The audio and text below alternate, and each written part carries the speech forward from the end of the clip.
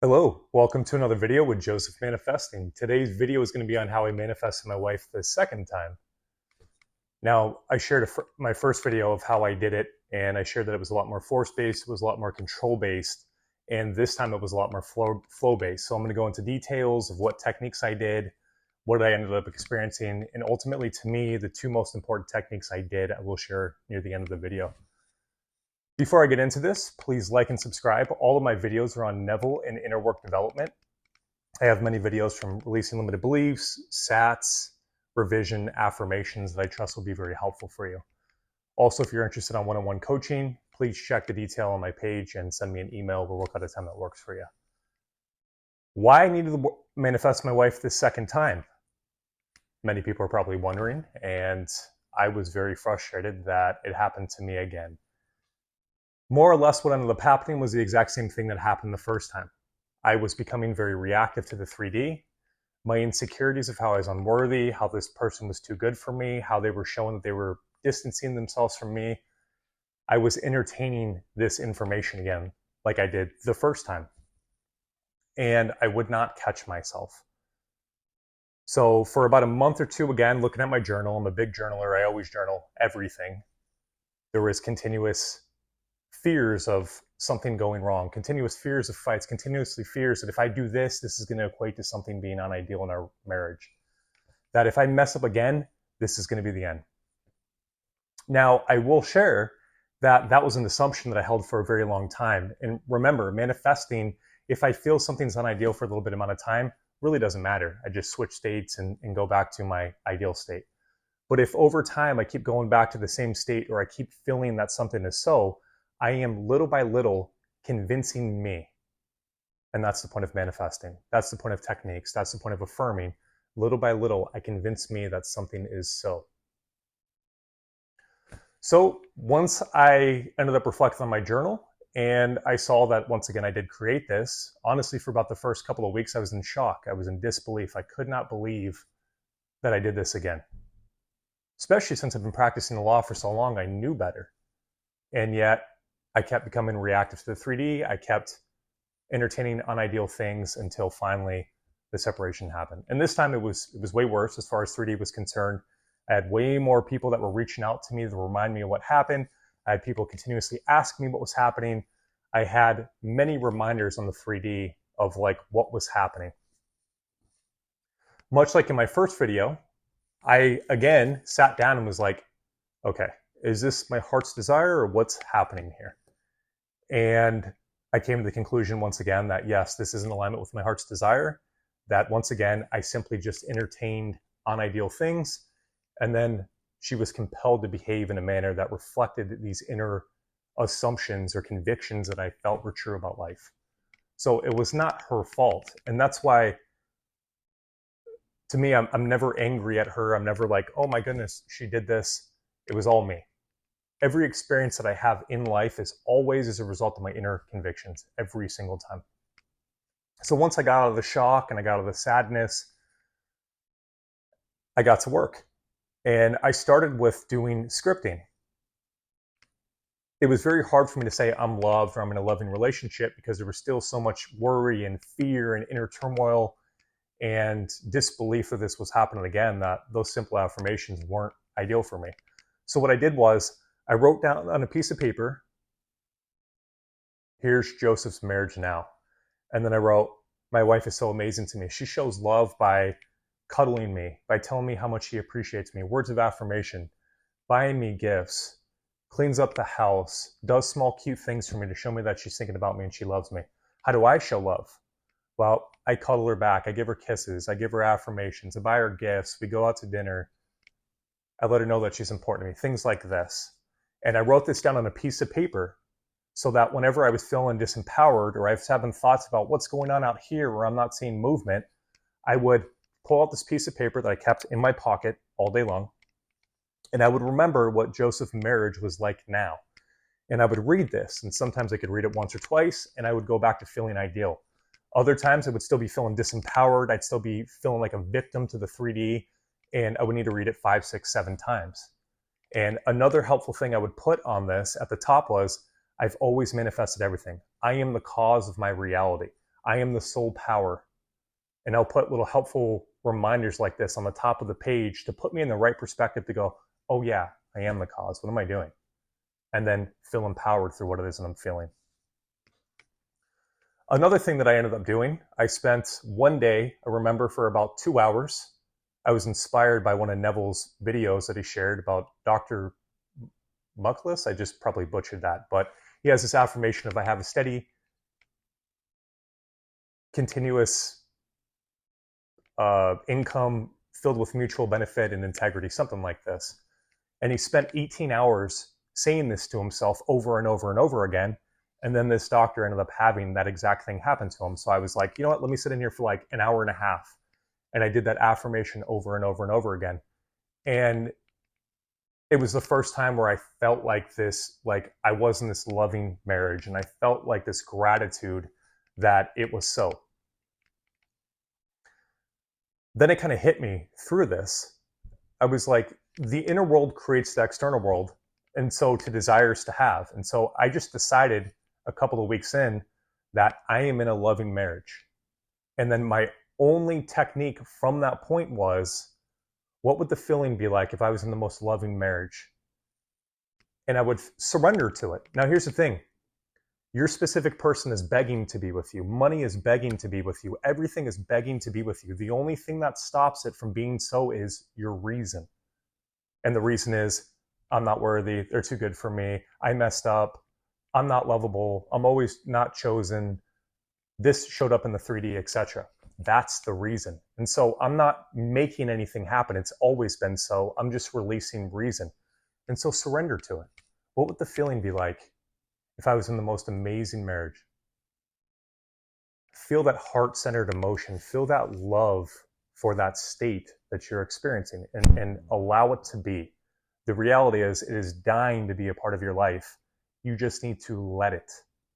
And then once I had this understanding, it was very easy for me to just surrender to the fact that I was in a loving marriage. And anytime I was out of it, I didn't do affirmations. I didn't do visualizations really at all. I simply, again, just asked myself, what would the feeling be like if I was in a loving marriage? And what started happening more and more is I went from wanting this SP to feeling as though I already had them and letting the 3D be where the 3D was. Another really important technique that I ended up doing was SATs. So state akin to sleep before you go to bed. I'm not a big fan of visualization. I notice that when I visualize, my mind will go off on a tangent, and then also I'll be judging myself of this isn't what it looks like, or this isn't ideal, and all this stuff for me just doesn't, it's not ideal for me. If it is for you, that's incredible. Again, the important part is the feeling or the satisfaction that it is so, not the technique. But I would say the affirmation, thank you that I have the most amazing marriage. Thank you that I'm in the most amazing marriage. Or I would say, thank you that everything is ideal. And both of these things for me implied that I had my ideal life now, and I would go to sleep in this. The first several days that I ended up doing this, I had unideal dreams.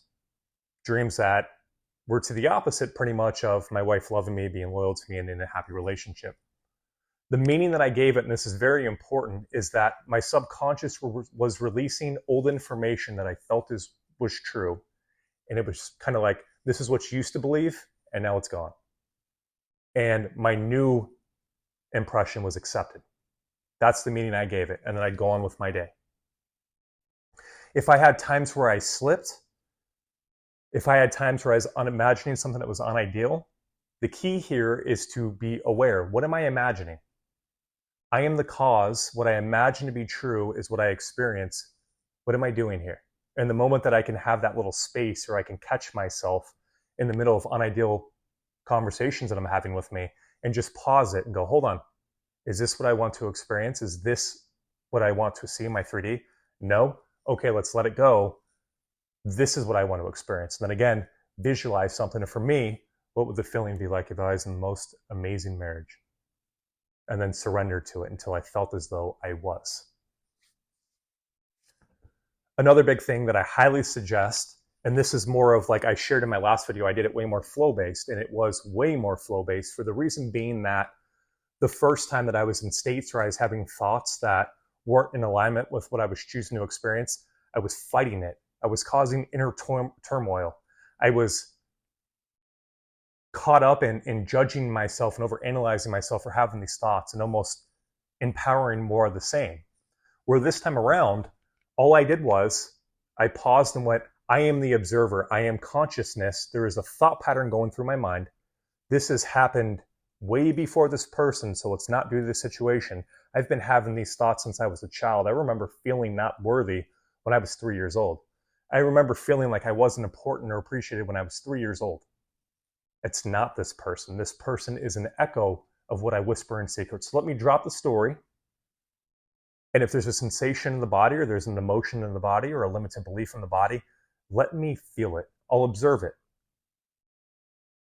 And just sit there with it and allow it to be. And sometimes I can feel it for 30 seconds, it goes away. Sometimes it's there for an hour and it goes away. The important part is the meaning I gave it was it's in harmony with the vision. There's nothing wrong with it. There's nothing wrong with your emotions. There's nothing wrong with having unideal thoughts. They do not create from having unideal thoughts. What creates unideal things is fearing them or giving them lots of meaning or resisting them. Because again, what we resist persists. What we accept, we transcend beyond. It's a very important thing to remind yourself. What I resist persists. What I accept, I transcend beyond. So allowing yourself to feel what you're feeling is completely okay. And in fact, to me, it's an important part of self-love. Although I am not the emotions, I am not the mind, it is a part of my 3D experience, and I love and I accept all of me. An emotion doesn't have any meaning, right? Life is neutral in essence. Life has no meaning whatsoever. Life is dead. We give it birth. And we do that by attaching meaning to things. So if you're going through emotions, you're going through undesirable thoughts, it's okay. Allow them to be. Is this what I want to experience? No? Okay, well then simply just choose them. There's no need to make a big deal out of it or to fight them or to resist them. Just go, don't want this. Because if you tell yourself, I don't want to think about a monkey, what just happened to you? Now, if you simply go, monkey, okay, I don't want to think about that. I want to think about a tree. Now I think about the tree. So that is the most important thing, is that everything, once you accept the vision, or you're like, I'm in a loving marriage, from that point, view every emotion you go through, every thought you go through, every outside experience you go through as in harmony with the vision. So you needed to go through that frustration or that sadness or that breakdown in order for you to get where it is that you wanted to go. Instead of that breakdown or that sadness or those unideal thoughts is causing what you don't want. It's a nuance, but it makes all the difference. Now, what ended up happening for me near the end, took me about 2 months, is I started just all day long being in the feeling of I'm in a loving marriage and feeling so grateful for the state. And what ended up happening is I went from like this want and this fear that I felt pretty much consistently the first month to this ease and this almost like, well, I don't need this anymore, right? I'm choosing it, but I don't need it. I am the cause. I am the creator of my experience. Everything is begging to be with me. All I'm doing is just surrendering and letting it be so. And so all day, the thought would just go on whenever I wasn't in the state that I chose to be in. What would the feeling be like if I was in the most amazing marriage? And then surrender to that. Sometimes I'd ask myself that question a couple of times until I really felt like I was in it. And I knew I was in it because my perspective would change. I go from like needing and wanting and panicking to feeling calm and confident and like everything was ideal, and that I'm loved and that I'm important. And I kept doing this. I remember about the last week up until everything kind of just flowed, I was in this state almost continuously. Then about 4 days before the experience happened where my wife ended up contacting me, I fell asleep in the wish fulfilled, where I was feeling so loved and so grateful that I was in the most amazing marriage now. And I just said the affirmation, thank you that I had the most amazing marriage, and just feeling the gratitude. I remember even having a tear before I went to bed and I passed out. I had an amazing dream. To be honest with you, I don't remember what it was, but you just know when you have a good dream or you have a dream that's unideal.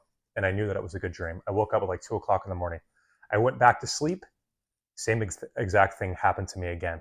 Had an amazing dream. This time I remembered it. I was hanging out with my wife and my son, and we were just having like an awesome time.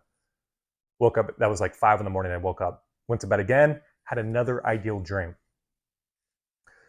For the next about 2 or 3 days, I realized it was just like the desire, the need kind of just dissipated.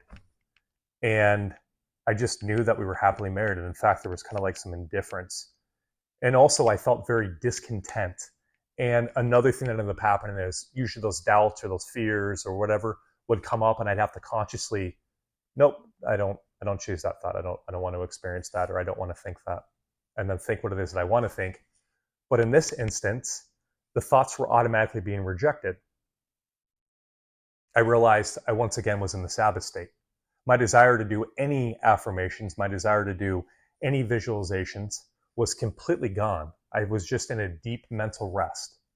That to me is the biggest sign that I'm in the Sabbath, is when I have a mental rest. Neville talks about it in one of his lectures. Man will continue to do the work for that which he desires until he feels as though he has it. And then once that happens, you will go into a deep mental rest. That's what happened for me. And about 2 days later after that, I reached out to my wife because I was so sure. I'm like, we're definitely like happily married. And some things were said that weren't ideal. And I responded with like sad face with the like little emoji, and then went on because it just didn't make any difference to me. I knew I was happily married. I knew everything was ideal. So none of this mattered at all. A day later, I received a text saying, I miss you so much and I love you so much and I miss this, with a screenshot of us like kissing and all the good memories that we had together. And from there, it kind of flowed. We were back together, and little by little, we were back to being in a loving marriage. Now, why this time was a little bit more challenging than last time, not only did I have more people talking to me on the outside about what it was that I didn't want to experience, but I was also in Illinois working while she was in Arizona. So this was a long distance thing. And I can assure you that any inner conversations I had, thinking that she had dreams about me, she completely said that all this happened for her. And in fact, she even manifests me now. She's manifesting different things. The other day, she manifested, she wanted flowers.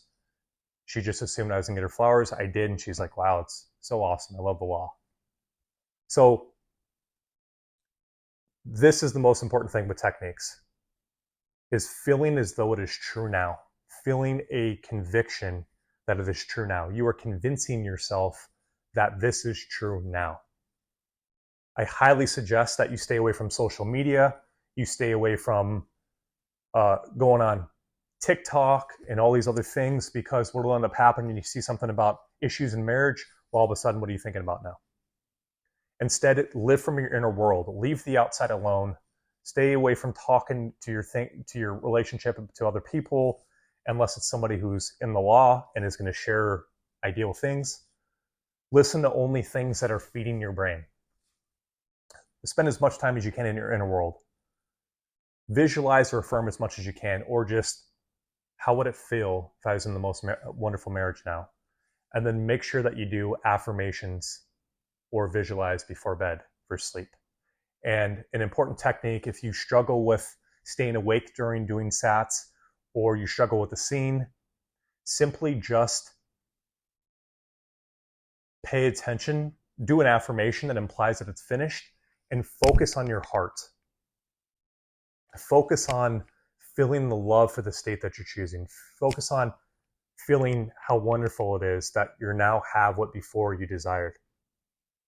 And if you fall asleep before you're able to do sats, try this tapping technique.